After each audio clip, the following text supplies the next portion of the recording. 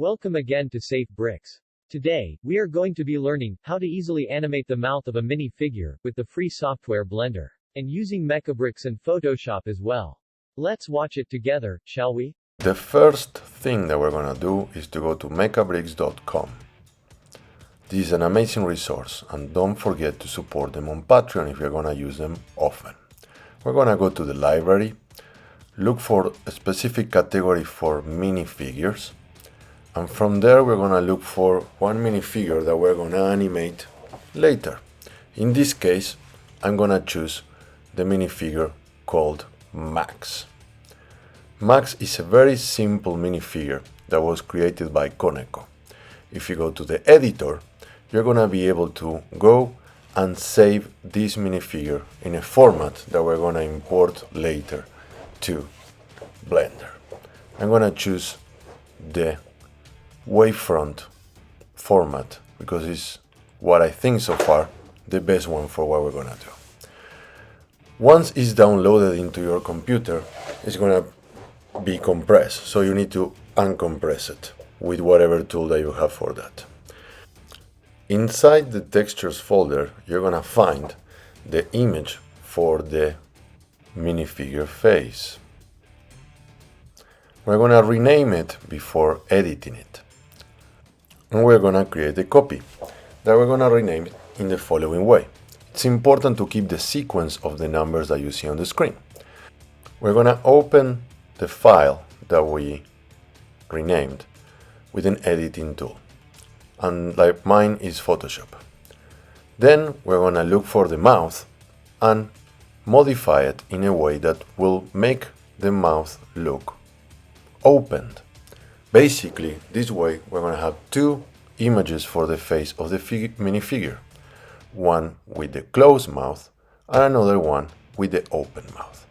I use Photoshop for this, but you can use any other software for editing images. As you see, I tried to create an ellipse in the shape of an open mouth. I think it looks really good. So we're going to save it, and then we're going to go back to the folder where we have the images and make more copies of them. Because the idea is to have several copies of the same posture of the mouth of the minifigure for the open mouth and others for the closed one. We need to rename each one of them in a way that the numbers at the end are sequential, because that's very important for the animation in Blender. As you see, we have 3 for the closed mouth and 3 for the open mouth. After this, we're going to go to Blender, delete the default mesh that comes with it, and import the minifigure that we downloaded earlier from mecabricks.